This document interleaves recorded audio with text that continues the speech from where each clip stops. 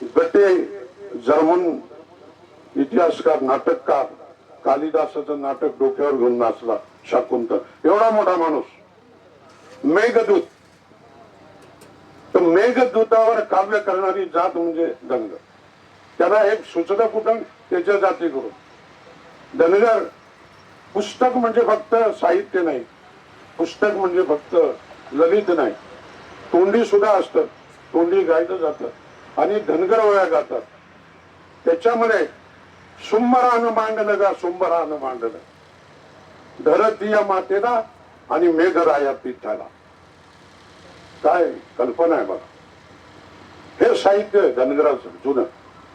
धरतीया मातेला आणि मेघराया पीठाला, या माता आणि पिताच्या मिलनातून हिरवेगार सृष्टी जन्माला येते. त्यांना ते आधी नमस्कार करतात.